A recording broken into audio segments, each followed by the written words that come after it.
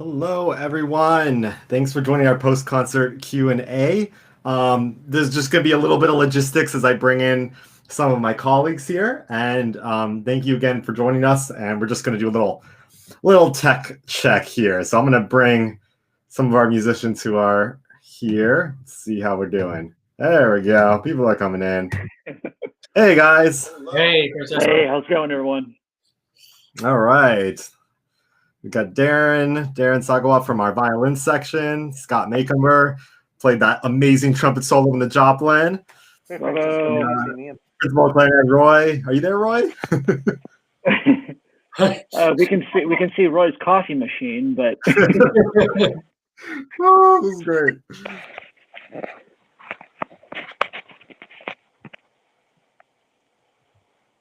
Well, we'll go with Roy's coffee machine for now.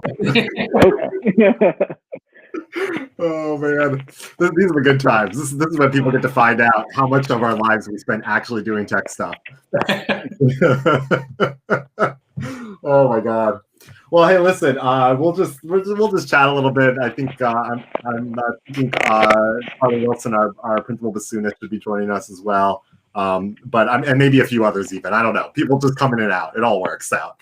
So thank you guys so much for joining me and for everything last weekend. That was just such a fun program. A lot of work, but really, really fun. You know, it definitely, I at least felt like the stress level was down because I knew what to expect, but the work level was it felt just as exhausting as the first time. I don't know if you guys have some kind of initial thoughts. Maybe Darren, will start with you on just how it felt and how it feels today now watching it. It was definitely, somewhat stressful trying to get everything packed into two, really kind of action-packed days of work. Just trying to get everything musically together, technically together, and also. I don't think I can do. I don't think phone doesn't even support it. Sorry, there is.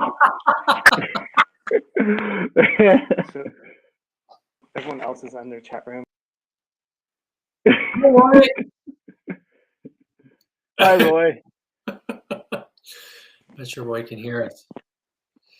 Well, in any event, as a first timer coming to a situation like this, a high end, recording kind of a situation where we have video, a lot of moving parts technically as well.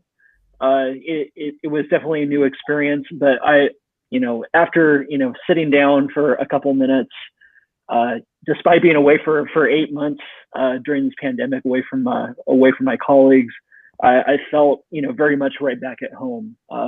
Very much back in the section that I remembered, and the music making was particularly sweet after such a prolonged absence. So for me, it was special. That's great. That's great to hear how quickly that kind of that feeling came back. That's great to hear. Yeah. Great to have Carla Wilson, our principal bassoonist, joining us. But let me toss it over to Scott. Any kind of first reactions to how it felt and how it feels watching it now? Well, it was. I agree with Darren. It's so great to be able to come back together and make music after we've been apart from each other for so long. And I was surprised at. I thought it would be much more difficult to adjust to playing behind the screens and with masks on and everything. And I wasn't wearing a mask, but when we're all just sort of, there's so much between all of us. But I was sitting there listening to the concert, thinking like how much cohesion there was and how everybody really came together, and there's a real unified sound to it. So I was really thrilled to hear what we just did and proud of what we just did. That's awesome to hear. I think you have one of the hardest jobs, being the furthest away from everybody else. I don't envy that position, Scott. That's great. Carla, good to have you here with us. We're just kind of tossing around kind of like first thoughts on what it felt like last weekend and what it feels like getting to watch it now. How are things for you? Oh, can you hear me? Yeah, it was really, really wonderful to hear. I listened with headphones this time, and I could hear so much better. Me too. But it brings me a lot of joy to do it in person, and it was exciting to watch it all the way through too. And I feel like I'm getting a little better, getting used to the ensemble. Before I was trying to I was afraid I was going to be behind. I was a little worried, but this time I kind of just relaxed. It's pretty normal. It's just there's fewer people. It's not that you're that much farther away, so, but it was really, really exciting. I'm so grateful that this is happening. Wow, thank you guys. I know it's like an extra level of intensity what we're doing. Certainly my body was like, holy crap, like 2 days, just everything in 2 days. It's so tiring. It's so tiring. And then I had to switch to an easy to play read because that running through and then the 2 days of intense playing. But I thought it went well. I thought it sounded great. Yeah, well, it's good to hear. I see everyone jumping in on the chat here. We've got like 100 individual streams coming in right now, which is awesome. Wow. A lot of people checking in. Feel free to ask us some questions in the chat, and I'll see if I can pick a few out. Let's go around one more time, and this is a great chance actually for people to just get to know us in a little more casual way. I even forgot to put my suit jacket back on, so here we are. Maybe let's just go around. Maybe tell us a little bit about what. Hopefully there's been some good moments as well, but what have the last 7-8 months been like? What have you been up to? What are the things you've been working on? Tell us a little bit about yourself. Let's get to know you all a little better. Maybe Darren, we'll start with you again. The past 7 or 8 months, it's been obviously spent, a lot of time at home, just sheltering in place per, what the local ordinances and every, government officials and health officials have been advising us. During that time, it's given me kind of a chance to, maybe pick out some rep for myself to, practice, not only just kind of keep in shape, but also to learn stuff that over the course of my professional career just has always been on the back burner for one reason or another. There's, the next concert to practice for, there's another audition to practice for. You have extra musical, responsibilities that come to the fore. So it's actually given me a chance to, go back and, revisit some solo Bach. The C major sonata is one sonata that out of all 6 of the sonatas and partitas, I had never had a chance to study or learn. Some solo sonatas like Isai, even kind of diving into some of the stuff like Paganini caprices. Just a lot of stuff that takes a lot of time and intensive kind of concentration that normally otherwise during a regular professional kind of a schedule, you just don't have the time or the energy to really be able to focus on that. So outside of keeping myself musically engaged, I've got friends with a new puppy, a new Cavapoo that I've been trying to spend as much time as possible with, going to the park and just enjoying Wrigley's company as much as I can. That's great to hear. That's great to hear. Scott, what about you? What have you been up to? Well, let's see. I've been spending a lot of time at home with my 8-year-old Sasha. My wife had a full-time job at Kaiser, so she's working most of the day. So I'm able to, for the first half of the pandemic, I was kind of in charge of school, and then once school started again in the fall, the school had figured out how to basically keep her very engaged for from 8 a.m. until 2 p.m. So I've now had a lot of extra time to do some recording projects. I built a website to expand my teaching. So I've got probably twice as many students as I would normally have at this point. And I've been spending a lot of time practicing. I love to practice, so it's been nice to have some extra time at home. But I've really missed being with my colleagues. So being able to come together and do this concert really is like, it's like water for us. We really need each other. Yeah, for sure. And one of the questions I immediately got was like, oh, is it just weird playing for an empty hall? And I don't know, for me at least, I almost forgot because it just felt so good to be on stage with people again that it wasn't even a second thought about, oh my God, there's like thousands of people missing out in the hall. But we have a question about that we'll get to in a second. Carla, what about you? What have the last few months been like for you? What have you been up to? Mascara bassoon, trying to just play as much as I can, and I just get that bassoon in my mouth, and I've been playing a little bit of Brazilian choro with a friend, and California Symphony did a little bit of woodwind concert too, and just teaching. I try to play duets with my students a lot, but I am teaching more and coaching. A lot of Zoom classes. I started a vegetable garden and doing lots of cooking, and I spend time with my son, grown son who lives with me. But and I just grab onto any goal to work towards, and this once a month thing is just like gold. Having in shape and to look forward to. It's been great. Do you think, Carla, it makes it more intense because we don't have like other concerts and as much, and we just have this one and we put so much attention to it? Does it feel like it? Maybe that's part of what makes it feel so intense. Well, we're used to intensity. We're used to difficult situations. But yeah, this is definitely there's nothing like this the rest of the month. You might come up with different playing things outdoors or digital, but no, this is really exciting. And it doesn't matter if I can't see you or hear you through dirty plexiglass. It's just like we're there on stage playing together, and it brings me so much joy. But it's very intense and tiring. Yeah, because it's so close together, and just I guess there's no space, but whatever, we'll take it. There's no space in between the rehearsal and the concert. Yeah. Is it exhausting talking to us through the mask for 2 days? Oh, for me? Yeah.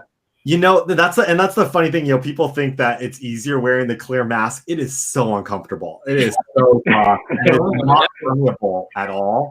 Right. So luckily they're meant to be disposable, because like I can't believe I'm going to say this on stream, but it smells so bad. It is really awful. So that's why I actually always am in a different mask. I only wear those to conduct in. But I mean, I still prefer the ability to feel like I can talk as loud as I need to without feeling like there's just going to be like spittle coming through a mask. Just knowing that I got a hard barrier there makes me feel a little just more comfortable doing what I need to do.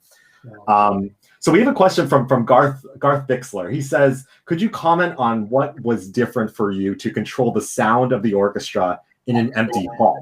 I would say for me, I'm used to that because we have to deal with that in rehearsal when we don't have the audience, and it sounds so different from rehearsal with no audience to a concert where suddenly you have bodies soaking up the sound. I've always been curious to actually ask you guys, do you feel that difference? Because I feel it big time on the podium with an audience or no audience. I don't, Darren, do you have any thoughts on that? Generally, yeah. I mean, obviously, without the bodies absorbing the sound, it sounds just much boomier, at least from the position that I'm at on stage. For other people on different parts of the stage, the experience could probably be, drastically different. Scott, maybe from the back of the orchestra hall, from the back of the stage, what are your thoughts about the sound is going from no audience to having an audience there? Well, obviously we don't have a rehearsal there. I mean, we don't have an audience there in rehearsals. So I'm used to the hall sounding that way. And it is a little jarring when we don't, when the hall doesn't fill up with bodies. And I experience that more as sort of a change in energy in the room. But especially on the Beethoven, our part is all about exploring, the breadth and depth of the tonal palette of the orchestra. I feel like when the audience isn't there, our sound kind of reaches a little bit deeper into the hall, and it does have a little bit of a different sound. I wouldn't say that it's any better or worse, but it does. There are some adjustments that need to be made. Mm-hmm. Carla, I saw you nodding. The hall anyway, to me, it's a beautiful hall. And but one of the characteristics for me is that it's like Davies Hall a little bit, where I feel like my sound is very loud, and to me, I can really hear myself in it, like I'm playing solo. I don't know how to describe it, but then when there's no audience, I feel like that particular characteristic is more extreme. Mm-hmm. I think if you I think if you heard our tubist Scott Choate warming up before a rehearsal and before a concert, you would really be aware of the difference in the sound. You can really hear how the room reverberates and fills up with sound in different ways based on how many bodies are in there. Mm-hmm. Mm-hmm. So we had a question from Lorna Schreck, which actually Laura Reynolds is in the comments, and she sort of answered. It's an interesting question actually, because the question was, can you explain the difference between a chair and a principal of a section? Which I thought was I guess I never really thought about the fact that sometimes we call them chairs. I think I've always referred to it just as a principal player. But Laura says it's the principal. The principal, I'm just going to relay it so people who aren't reading the comments get the answer here. Laura says, principal is the leader of that particular section, and a named chair next to a musician name is sponsored by generous donors. And we can also number chairs, like in the string section. Like, first chair, when you get to like third and fourth and fifth chair, I guess then we refer to as chairs. But I guess I never really thought of it because I just think in terms of principals. And Alicia Ray asks, does it feel sad when you wave to the cameras at the end instead of hearing our applause? I guess, it goes back to the earlier question I didn't really let you guys answer. What is, how aware are you that we are performing for cameras, I guess? Does it, do you even have the ability to be aware of it? Like, is there anything going on there about not having the audience and the cameras or anything around that? Who wants to jump in first? Carla? No, I don't see the cameras, or I'm not aware of it. It's just the knowledge that I know that I don't know. I just think, they're gonna do a good job. They're gonna make it sound good. I just relax. Yeah. That's good to hear. What about you guys? I feel a little bit more. I feel just a teeny bit more pressure knowing that it's going to be only one performance, and normally we have the luxury of doing it 3 times, and also we've already rehearsed at that point, like usually 4 or 5 times. So there's just a teeny bit more pressure, but like Carla said, we're used to being under the gun and having some pressure. So it's kind of unique. It's a little bit like recording, a little bit like live performance. But at least I'm always constantly aware that there is going to be a live audience on the other side of it, and it's really meaningful for me because of that. Darren? For me, obviously the camera does add a little bit of stress to perform well. So the people who are doing the editing and the camera work and that kind of stuff have something good to work with. But at the same time, for me, especially in Santa Rosa, with the fact that we do three concerts, Saturday night, Sunday afternoon, and then a Monday evening concert, it's just so good. It's one of the things I look forward to is the energy of each individual day, each individual crowd, and the feedback that I receive, from each audience, each one of those nights, because they are frankly like kind of totally different, and they're all really, really great in their own different way. So just getting that kind of feedback, I personally really, really miss it. And there's obviously, your regulars that you look out into the crowd and you say, hey, he or she is back again. It's great to see you. That kind of a feeling, that the interpersonal relationship that, a lot of people in the audience don't realize that, we can look out into the audience, see them, and know that they've been here before. We know which seat they sit in. Yeah. So that's what I really miss. Can I add something real quick? That just what helps me with my nerves when there isn't a more stressful situation like this is just having a competent conductor that, like you, like when I look up and I know you're going to be there for us and you for me, and you've got it, you've got me, So that's really helpful. Very helpful for me. Agreed. Yeah. I'm really glad to hear that. It is definitely, I have to say, even I try to mentally put myself in a slightly different spot because, we have less rehearsal time than we would normally want and all those difficulties. And I feel like it's, I wonder actually if it's going to change the way I even think about rehearsing after all this is done, that I feel like our process is more organic.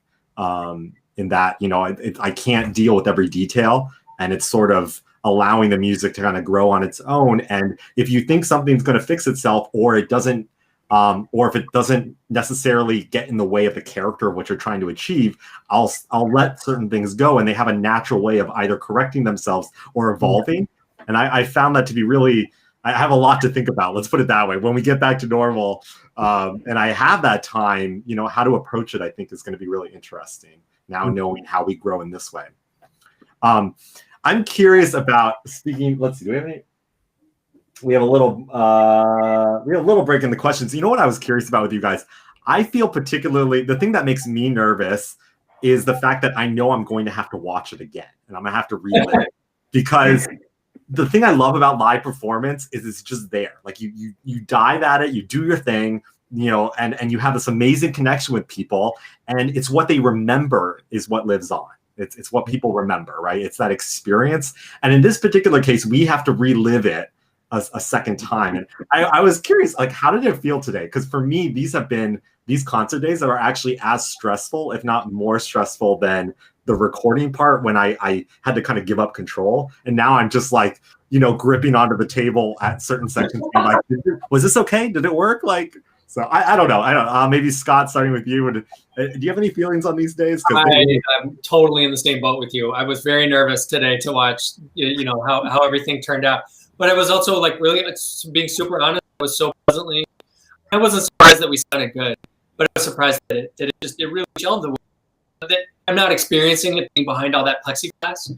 And I think it's a testament to our strong connection as a group. You know, we're all family, and you can hear, I think you can hear it even when we're under these crazy conditions that we're having to play under. But yeah, it's definitely a little it's nerve wracking knowing that we're going to hear it again, and that it's all living on in posterity. But, you know, it's kind of becoming commonplace now. I mean, all of us are doing so many videos and projects and things that are getting posted online that are just going to be around forever. And I think we're just always going to be changed around that. Darren? You know, I don't really experience those kind of nerves while, you know, going back and watching a performance like we did this afternoon. But, you know, the reason why I feel like that is that I believe that all of us on stage, you know, we put in a lot of hard work. All of us knew going into a situation like what we were going into last weekend during the recording sessions, you know, what we're up against. We're in a situation where we're, you know, a little bit farther apart. We don't have quite as much time and stuff, but, you know, everybody showed up, you know, to play and, you know, ready to go. And, you know, I think the results speak for itself in what, you know, the concert sounded like today. So personally, I felt, I knew that it was gonna turn out very well. The pleasant surprise for me was being able to kind of sit back and listen to, you know, some of our great soloists today, Jay, Michelle, Adele. All of them played especially beautiful, and it's nice to be able to be on the other side for a second and, you know, just be able to sit back and enjoy your colleagues playing for a little bit and not have to worry about, you know, being really, really there for them and supporting them while they're playing on stage. So, yeah. That makes sense. It was actually, you're right. It was the two soloist works where I felt most comfortable because I knew how good they sounded, and I just wanted to relive that moment and not be worried about my part. So, what about you, Carla? Well, yes, it was exciting to be present today, but I'm just really happy that this format is here, that we can just knowing the audience is here with us right now. It's kind of nice. I like that part of it. That's great. You're still there? Oh yeah. We got people. Let's wrap this up, and thank you guys again so much for your time. Yeah, thanks for having us. So you know, we had a question. Sorry, the name here just says PG, but it says Scott. I had season tickets for the SF Opera. I believe you were a part of the orchestra. Are you or anyone in this talk performing with other groups right now? I know there's a lot of different activities going on, but maybe Scott, you want to start?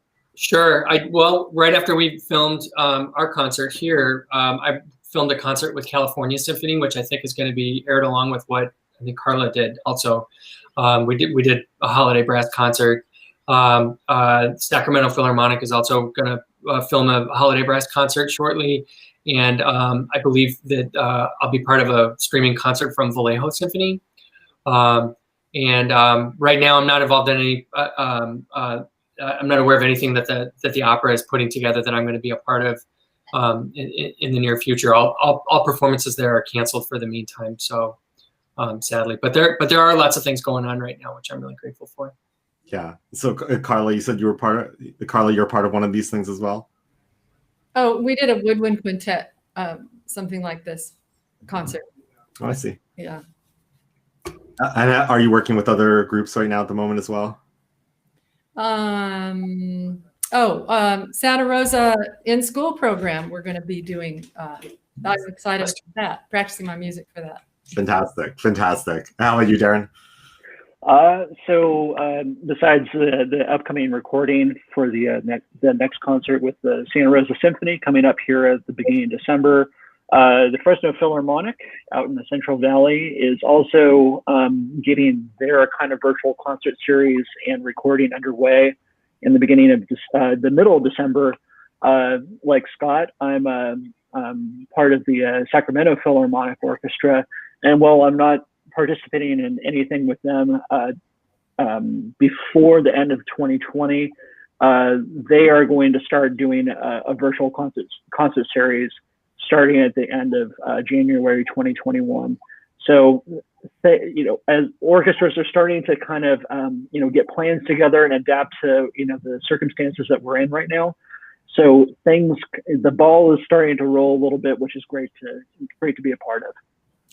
That's so wonderful to hear. I think even last month when we kind of went around with this question, it wasn't even this. There wasn't even this much. So that's great to hear, and it's great for everyone out there to know that obviously stick with us every month, but there's a lot going on there. If you want music in your life and you want it, safely and creatively, there are so many of these smaller orchestras that you may not have heard of or you wouldn't have think to look for. And be sure to check them out. I mean, there's so many wonderful orchestras in the Bay Area, more chances to see our musicians perform and support, all the musicians in the Bay Area. I mean, it's great to know that all of us are doing everything we can to try to keep things rolling through all of this. So thank you all so much for your work, your artistry, your enthusiasm and optimism. It's every little bit of everything is needed to get through all of this, and appreciate your time as well. And look forward to seeing you soon. Great to see you, Francesco. Take care. Thank you. Okay, guys. Thank you so much. And thanks everyone for watching so much. We'll see you again next month. Bye, everyone. Bye.